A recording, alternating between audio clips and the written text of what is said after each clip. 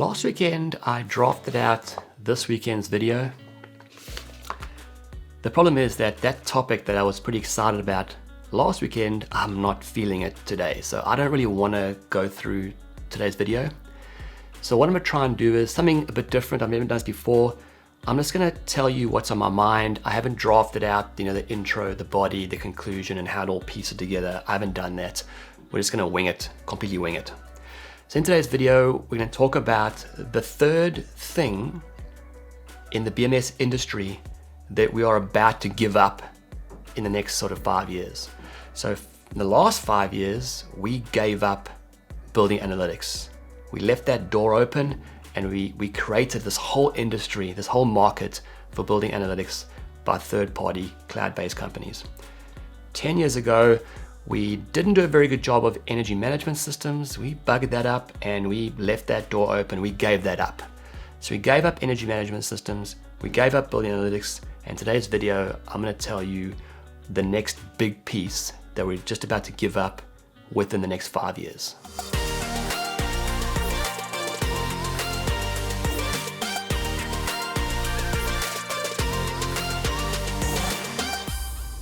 All right, before we get into what the third thing is that we're about to give up, let's just talk through how we messed up analytics for a start, because we didn't have to mess that up. So imagine if 5 years ago, when BMS companies started to build their own analytics solutions, imagine if this was the business model. So the BMS company went to the building owner or the facility manager and said, listen guys, we've got this amazing fault detection, predictive maintenance tool that we want to use to try and make our existing $100,000 a year BMS maintenance contract, more effective. So what we're going to do is next year in January, February, March, we're going to use those preventative maintenance man hours.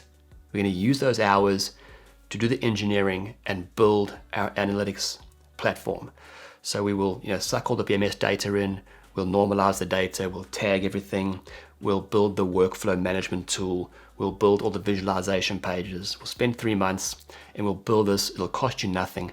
You're not going to see a service technician for 3 months, but we're going to build this.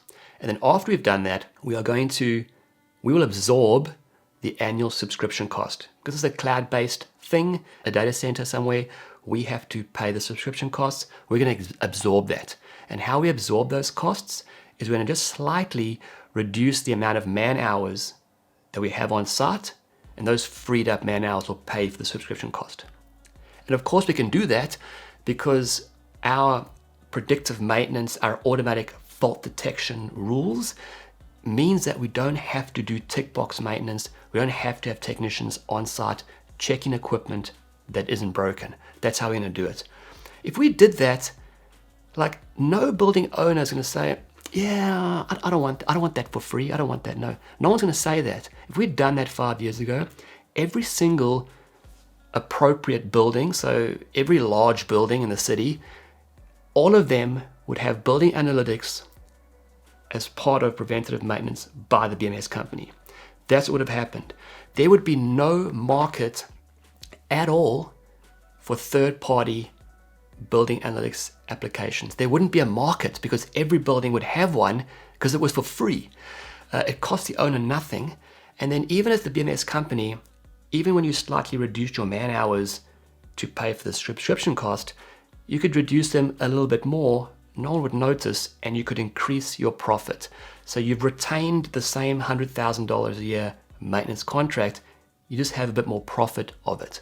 But that wasn't the business model. The business model was, let's go to our owners, the building owners, our customers, and let's ask them for $30,000 to install the thing.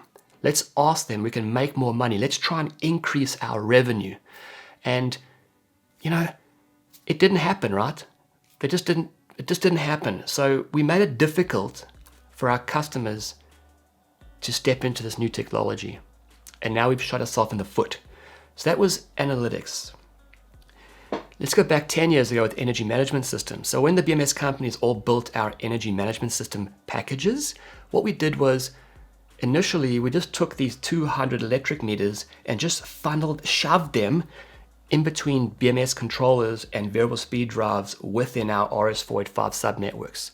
So we overloaded our subnetworks, we had poor quality of data, it wasn't reliable, some of the metering data would get lost, there would be zeros coming into the database, and so that was the first problem.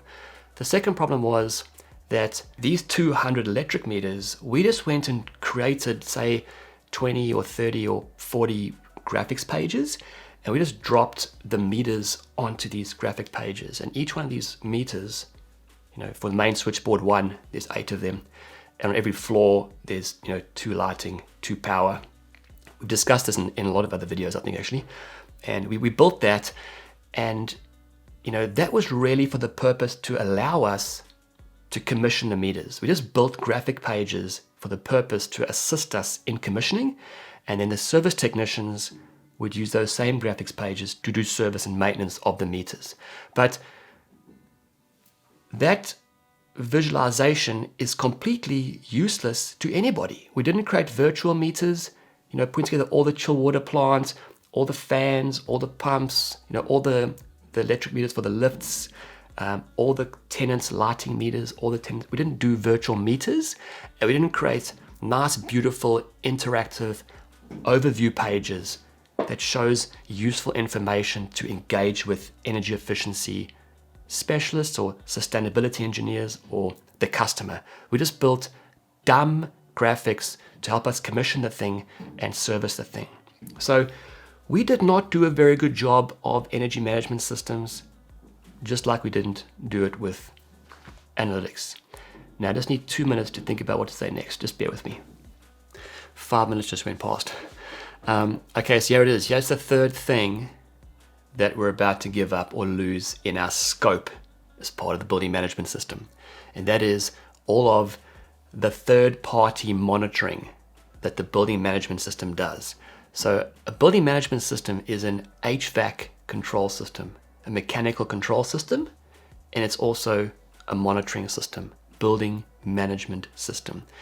All that third-party stuff, the generators, the UPS, the fire panel, lighting control systems, solar panels, hydraulic panels, everything that we monitor, hundreds of points that are not required as part of the air conditioning control system, is going to come off the BMS and go directly into the Ethernet network via gateways. That is already starting to happen. It's probably because of a few different things. The first thing is, quite a while ago, 10 years ago here in Australia, we started to build these integrated communications networks. We struggled in the beginning, but now they're perfect. We're installed on almost more than half of our premium grade buildings. We have these integrated communications networks that all services connect into, everybody. So we created that network, which means that the network was no longer the BMS network. And it actually, maybe if we'd just done a good job of networking over the last 20 years, as we started to get more data come into the BMS, if we actually just were more responsible and we designed more robust, more fit for purpose networks, it might have been that nowadays BMS companies were providing the integrated communications network because we got better at it. It's a bit of a side note, that's not the point I'm trying to make. The point I'm trying to make is we now have this, this separate network, and because we've let in all these other technology companies, come guys, come take over the BMS, analytics, machine learning, energy management systems, all the applications, because they're there now, and now owners have options, other options, to engage a company that employs user experience developers, people that can build beautiful things that are engaging. We now have those technologies up there.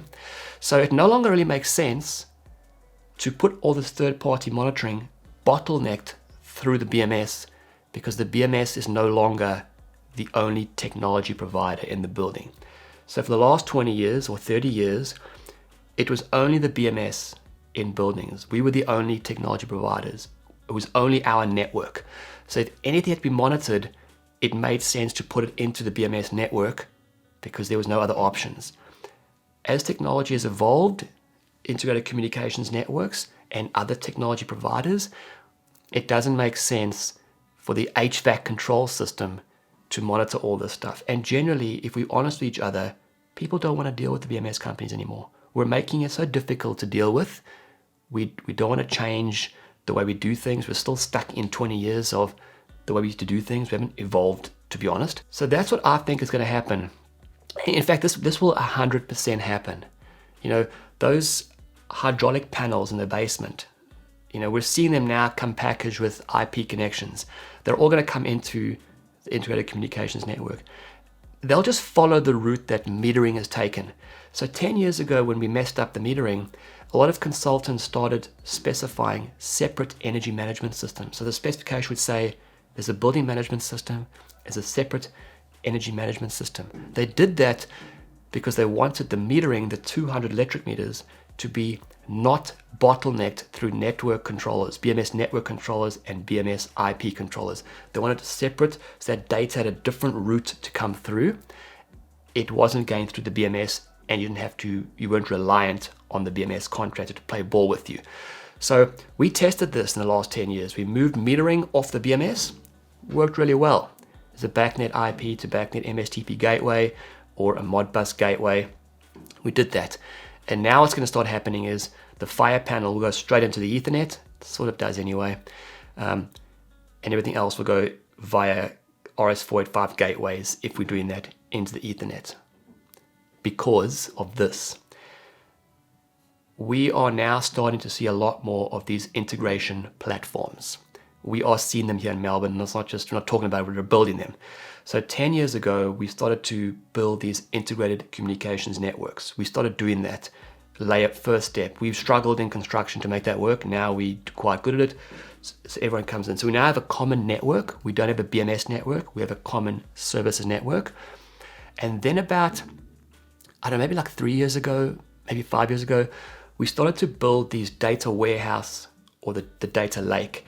So we started providing these virtual servers, and we started bringing all the services data into this. We did do this. I remember reading specifications a while ago where it was specified to provide the servers and get the data in. But I remember specifically, we didn't know what to do with the data yet. We didn't have the applications yet. So we were doing these jobs as phase one, the network. Phase two, we were getting the data into the data warehouse, common data, everyone's data. And now the specifications are coming out with the applications as well. So other than the networking part of it, we don't need the BMS database to hold all this monitoring information anymore, because we now have a layer above that, the integration platform. So why get the hydraulic information via the BMS network controllers when you can just go straight to it and bypass that piece? So that's what's happening. And obviously now all the applications are coming, space utilization, food ordering, there's all that stuff that's now happening in the applications. Of course, analytics, energy management systems, workflow, different things. Facility managers can have their workflow management tools, invoicing stuff, all in that one platform. So this is 100% going to happen. There's no doubt about it. It's happening already. It's going to happen. And do you know what our biggest problem is? The biggest problem is, and this is important, the BMS industry, we are not hungry to innovate. We're not hungry to innovate. You get small BMS companies sort of come in, the integrators, and they're hungry to innovate and, win more market share. But our big global manufacturers who are spending millions of dollars, big dollars on development, they are not hungry to innovate. What they are is hungry to increase revenue and profits and satisfy their shareholders. A lot of what we're doing nowadays, and it's that was why I actually explained my opinion of why we gave away analytics. We had the wrong business model. We had the tool and the technology and the people. We had the wrong financial business model. And that's what I think happens now. All these technology companies are coming up, and they are hungry to innovate and do things that are useful. And they're probably getting it wrong at the moment, but they've got the right idea. But the big manufacturers, these big companies that have shareholders, they are not hungry to innovate and provide our customers with excellent solutions. They are hungry to innovate higher revenue, passive income streams for the shareholders, and that is a big problem. We need to start again, because what we are currently doing, and what we have been doing for the last 10 years is not working. We have to stop and reevaluate everything that we do as BMS companies. Every single thing that we do is not great. Like, it's somewhere between it's not working and it's not ideal. That's the scale of it. But we are not generally performing very well. We need to stop, start again, and get this right. Because I promise you now, in 5 years' time, BMS companies will just be providing the HVAC control system. BMS companies will just be providing the mechanical control system. Chillers, boilers, cooling towers, AHUs, fan cornets, VAVs, package units, exhaust fans. And I don't want to be an HVAC controls consultant in 5 years. I want to be a BMS consultant. I don't want to be a mechanical control system consultant.